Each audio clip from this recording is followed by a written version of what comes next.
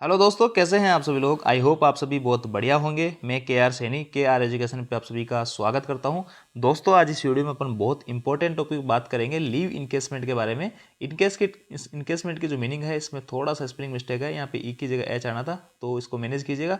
और इसमें मैं आपको बताऊँगा कि आप जो है रेलवे में पूरी सर्विस के दौरान कितनी छुट्टियों का पेमेंट आप ले सकते हैं, पेमेंट लेने का क्या प्रोसीजर है, एक साथ में कितनी छुट्टियों का ले सकते हैं, और मात्र जो है कितनी छुट्टियों का पैसा, आप टोटल छुट्टियों का कितना पैसा इसमें ले सकते हैं। और अगर आपकी एलएपी छुट्टियां जिनका पेमेंट मिलता है वो अगर कम पड़ जाती है तो उस केस में क्या होता है। और साथ ही दोस्तों, ये नियम जो है सभी के काम के हैं, और मैं आपको प्रोसीजर भी बताऊंगा कि लीव इनकेसमेंट कराने का क्या प्रोसीजर है। इस रिगार्डिंग आप दोस्तों के बहुत सारे कमेंट्स आ रखे थे। जैसे इस भाई ने कमेंट किया था कि सर जी प्लीज़ हमें लीव इनकेसमेंट का कितना पैसा मिलेगा उसके बारे में बताना प्लीज़। तो आपको जो है मैं सारी कुछ कंप्लीट जानकारी देने वाला हूँ। वीडियो को लास्ट तक ज़रूर देखिएगा, बहुत ज़्यादा इन्फॉर्मेटिव होने वाला है। तो सबसे पहले तो दोस्तों मैं आपको बता देना चाहता हूँ, लीव इनकेसमेंट जो होता है, छुट्टी का नकदीकरण, वो रेलवे के अंदर दो तरह से होता है। एक तो आपकी जो आपकी जब सर्विस रहेगी, मतलब सर्विस के दौरान रहेगी, और एक रहेगा आपके रिटायरमेंट के बाद में, जब आप रिटायर हो जाओगे उसके बाद में। दो टाइप से आप जो छुट्टियों का नकदीकरण करवा सकते हैं। और यहाँ पे जो छुट्टियाँ रहेगी दोस्तों, वो मैं आपको पहले बता देता हूँ कि रेलवे के अंदर या किसी भी सेंट्रल गवर्नमेंट एम्प्लॉय है, जनरली छुट्टियाँ सेम सेम सी होती है। लेकिन मैं खास तौर से रेलवे की बात करूँगा कि रेलवे के अंदर जो है कितनी छुट्टियाँ यहाँ पे मिलती है जनरली सभी जो रेलवे एम्प्लॉय है उनको। तो देखिए दोस्तों, सबसे पहले तो 10 सीएल मिलती है। सभी जो रेलवे एम्प्लॉय है उनको 1 जनवरी को ये 10 सीएल इनके अकाउंट में क्रेडिट कर दी जाती है। इसके बाद में 15-15 करके, 15 1 जनवरी को, 15 1 जुलाई को, ऐसा करके 30 आपको एलएपी छुट्टी मिलेगी। और एलएपी छुट्टी आपकी ऐड होती जाती है, यानी इस साल अगर आपने 30 छुट्टियां नहीं काटी है तो नेक्स्ट ईयर आपकी ऐड हो जाएगी। लेकिन 10 सीएल जो है, अगर आपने 31 दिसंबर तक, 1 जनवरी को मिलती है, 31 दिसंबर तक अगर आपने सेम टाइम जो ईयर होता है उसमें ख़त्म नहीं की, तो ये जो छुट्टियाँ हैं लैप्स हो जाती है। इसके बाद में दोस्तों 12 छुट्टी जो है आपको एनएच की मिलती है, नेशनल हॉलीडे की, यानी 12 जो त्यौहार होते हैं कोई भी साल के अंदर, वो नेशनल हॉलीडे के रूप में आपको यहाँ पे छुट्टी मिलती है। अगर इस दिन आप छुट्टी लेते हो तो आपका एनएच लग जाएगा, अन्यथा आपको उस दिन का नेशनल हॉलीडे अलाउंसेस दिया जाएगा, जिसकी रेट अलग अलग होती है ग्रेड पे के हिसाब से। तो ये हो गया आपका 12 छुट्टियाँ से मिल जाएगी। 20 आपको मिलती है जो सिक लीव होती है वो मिलती है। और ये जो दोस्तों हाफ होती है, इनको अगर फुल करेंगे तो 10 फुल छुट्टी आपको जो है मेडिकल की यहाँ पे मिल जाती है।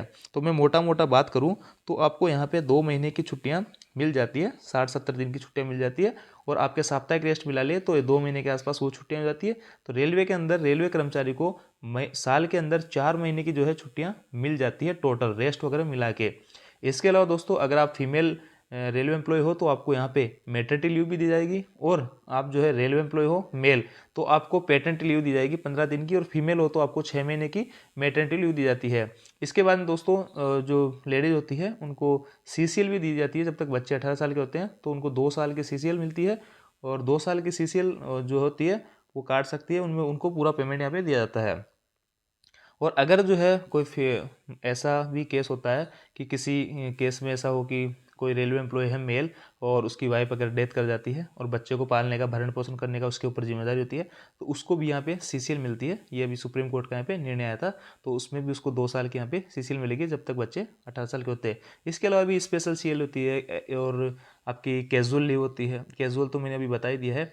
और भी स्पेशल सीएल हो गई, एजुकेशन लीव हो गई, और कोई हैंडीकैप्ट वगैरह होते हैं तो उनको भी अलग टाइप से छुट्टियां दी जाती है। रेलवे के अंदर कोई हैंडीकैप्ट होता है तो उनको 10 की जगह 15 सीएल दी जाती है, 15 उनको 5 सीएल ज़्यादा दी जाती है। इसी प्रकार के बहुत सारे छुट्टियों के नियम हैं, उसका पीडीएफ मैं टेलीग्राम ग्रुप में डाल दिया हूँ, वहाँ पे जाके आप कंप्लीट देख सकते हैं रेलवे कर्मचारी को मिलने वाली जो भत्ते और सुविधाएं हैं उनके बारे में। तो वीडियो को टेलीग्राम ग्रुप आप जरूर ज्वाइन कीजिएगा, लिंक आपको डिस्क्रिप्शन में मिल जाएगा।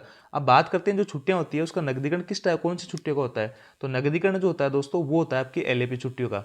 एलएपी छुट्टियों का ना तो आपका एनएच का होता है ना आपका सीएल का होता है, और एलएपी छुट्टियों का ये नकदीकरण होता है। और जब एलएपी छुट्टियां आपकी यहाँ पे कम पड़ जाती है तो फिर आपकी जो सिक छुट्टियां होती है वो यहाँ पे ऐड हो जाती है। यानी आप मान सकते हो आपकी जो सिक छुट्टियाँ, सिक वाली जो छुट्टियाँ हैं, सिक की जो लीव होती है जो आपको फुल पे मिलती है 10 साल में, और हाफ मिलती है 20, तो इस टाइप से वो छुट्टियाँ आपकी मिल जाती है।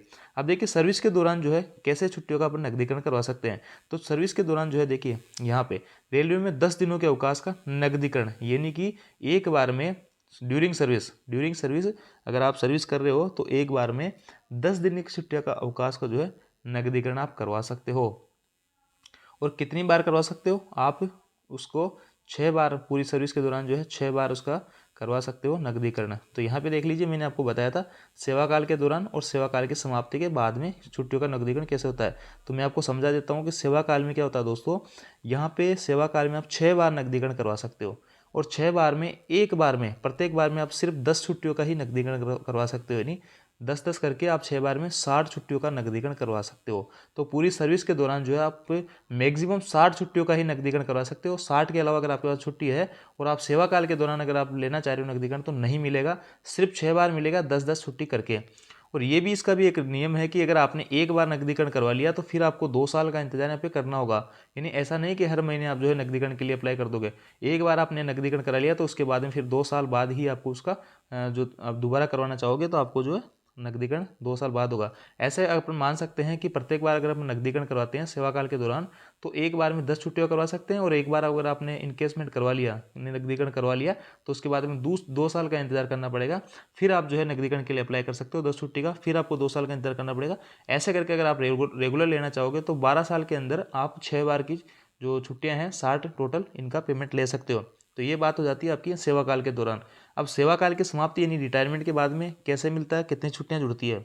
तो देखिए आपको जब रिटायरमेंट हो जाता है तो आपको जो ग्रेजुटी मिलती है, तो उस दौरान आपको 300 छुट्टियों का पैसा मिलता है। यानी 300 छुट्टियां, जिस जो आपकी पेमेंट होती है जब आप रिटायरमेंट होते हैं, लास्ट पेमेंट जो होती है उसके हिसाब से आपको 300 छुट्टियों का यहाँ पे पैसा मिल जाता है।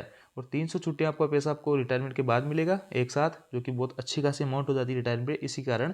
और आपकी जो 60 छुट्टियों का पैसा आप यहाँ ले सकते हो। और ये पैसा जो मिलेगा वो मिलेगा दोस्तों, जैसे कि आप यहाँ सेवाकाल के दौरान अगर इनकेसमेंट करा रहे हो, तो जब आप इनकेसमेंट करवा रहे हो जिस डेट को, तो उस दौरान आपकी जो है बेसिक प्लस डीए क्या है उसकी रेट के आधार पे आपका एक दिन का कितना पेमेंट मिल रहा है उसके साथ, क्योंकि दोस्तों उसमें अलाउंसेज वगैरह तो मिलेंगे नहीं आपको, नाइट ड्यूटी वगैरह या ओटी वगैरह ऐसा कुछ भी अलाउंसेज नहीं मिलेगा। बेसिक प्लस डीए के हिसाब से आपकी पर डे की जो रेट क्या होती है वो 10 दिन से आप मल्टीप्लाई कर लीजिए, वो आपकी सैलरी में ऐड होकर आ जाएगा जब आप इनकेसमेंट के लिए अप्लाई करोगे। तो ये यहाँ पे बात हो जाती है सेवाकाल के दौरान, और सेवाकाल के बाद में अपने 300 छुट्टियों का पैसा अपन ले सकते हैं। ऐसे करके टोटल जो है कोई भी रेलवे कर्मचारी 360 छुट्टियों का पैसा यहाँ पे ले सकता है टोटल। अगर 360 से छुट्टी से ज़्यादा है, मान लो उसके अकाउंट में 500 छुट्टी है, उसका रिटायरमेंट हो जाता है, तो उसको यहाँ पे 60 छुट्टियों का तो सेवाकाल के दौरान ले सकता था, तो उसने लिया नहीं लिया वो अलग बात है। तो इनमें से 500 छुट्टी में से सिर्फ वो रिटायरमेंट के बाद में 300 छुट्टियों का जो पैसा उसको मिलेगा, 200 छुट्टी उसकी यहाँ पे लैप्स हो जाएगी। तो जिनको छुट्टियों का मौका मिल रहा है वो छुट्टियां ले, ज़्यादा इकट्ठी करने के में जो है या बिलीव ना करें, क्योंकि बहुत सारे लोगों की यहाँ पे LAP 300 प्लस ऑलरेडी हो गई है, और ऊपर जो है वो जो छुट्टियां हैं वो रेलवे में बाद में छुट्टियां मिलती नहीं इतनी, तो उस हिसाब से वो लैप्स होती रहती है। तो अभी जो है आपको छुट्टियां वगैरह मिल रही है तो आराम से ले, ये 300 छुट्टी इकट्ठी करनी है, आराम से कभी भी हो जाएगी। 10-10 छुट्टी भी अगर साल की इकट्ठी होगी तो 300 छुट्टी आराम से हो जाएगी। और नहीं भी होगी तो आपकी, जैसे मान लेते हैं कि यहाँ पे LAP छुट्टियाँ आपकी कम पड़ जाती है 300 से, जब आपका रिटायरमेंट होता है तो आपकी जो सिक लीव होती है, मान लेते हैं कि सिक लीव आपके पास में 100 पड़ी है और 200 आपके पास में LAP है, तो 200 LAP ऐड हो जाएगी और 100 आपकी ऐड होके और 300 छुट्टियों का पेमेंट आपका यहाँ से मिल जाएगा। तो ऐसी कोई दिक्कत वाली बात नहीं है। आपका जो सिक वाली छुट्टियां हैं वो LAP में बदल जाती है, और जब आपका इसका इनकेसमेंट किया जाता है रिटायरमेंट के दौरान 300 छुट्टियों का। तो ये सारी कुछ प्रोसीजर है, मैंने आपको बता दिया हूँ कि कितने छुट्टियों का आपका पैसा यहाँ पे मिलेगा। तो मात्र 360 छुट्टियों का पैसा आपको यहाँ पे रेलवे देगा रिटायरमेंट के बाद तक। अब मैं प्रोसीजर की बात कर लेता हूँ कि इसके लिए लीव इनकेसमेंट के लिए अपन जो है कैसे अप्लाई कर सकते हैं। ये कुछ नियम वगैरह दे रखे हैं, 2008 से लागू आता है, लेटर का नंबर आप देख पा रहे होंगे। इसके लिए दोस्तों ये मैंने आपको बता ही दिया है, 10 दिन की छुट्टी के लिए आप नकदीकरण करवा सकते हो और 6 बार पूरी सर्विस में करा सकते हो, और 2 साल का अंतराल आपको रखना होगा। 2 साल का टाइम पीरियड देख लीजिए, अगर आपने पहला नकदीकरण अभी करवाया है तो दूसरा आप इस पीरियड में करवा सकते हो, तीसरा आप इसमें करा सकते हो, चौथा इसमें करा सकते हो। और ऐसा जरूरी नहीं कि आप रेगुलर भी कराओ, आप पहला यहाँ पे करवा लियो मान लो इस 2010 में, आपका मन करा तो दूसरा आप इस 2020 में करवा सकते हो, तीसरा आप इसमें करवा सकते हो 2030 में, आपकी इच्छा पे डिपेंड करता है। आप रेगुलर भी करवा सकते हो 2-2 साल के अंतराल पे, या फिर जो है गैप आप बढ़ा भी सकते हो आपकी इच्छा अनुसार, कम से कम 2 साल का तो आपको रखना ही पड़ेगा। इसके बाद में दोस्तों इसका जो है प्रोसीजर क्या होता है, तो इसमें प्रोसीजर मैं आपको बता देता हूँ कि आपको क्या करना है। एक तो पास के लिए अप्लाई करना है, पास आपको बनाना है, उसका प्रिंट निकालना है HRMS से। उसके बाद में इसका एक फॉर्म आता है लीव इनकेसमेंट के लिए, बहुत सिंपल सा, उसमें सारा कुछ डाटा डालना है। और एक छुट्टी आपको यहाँ पे कोई सी भी छुट्टी स्वीकृत करानी है, एक दिन की छुट्टी, आकस्मिक अवकाश हो या फिर जो है LAP, और छुट्टी की एप्लीकेशन जो जहाँ आपकी स्वीकृत कर दी जाएगा उसका प्रिंट आपको इसके साथ लगा देना। ये 3 डॉक्यूमेंट्स लगेंगे, मैं फिर से बता देता हूँ। एक तो आपको जो है पास, आप पास और PTO के लिए अप्लाई करोगे, ये भले आप उस पर जर्नी मत करना दोस्तों, बस पास पीटीओ के लिए अप्लाई कर देना। वो 3-4-5 महीने के लिए वो वैलिड रहता है, तो एक बार पास पीटीओ के लिए अप्लाई करके वो बनवा लेना, उसकी कॉपी लग जाएगी। उसके बाद में एक छुट्टी सेंक्शन आपको करवाना है। भले ही आप छुट्टी मत लेना, लेकिन सेंक्शन छुट्टी जो है उसका एक प्रिंट इसके साथ लग जाएगा।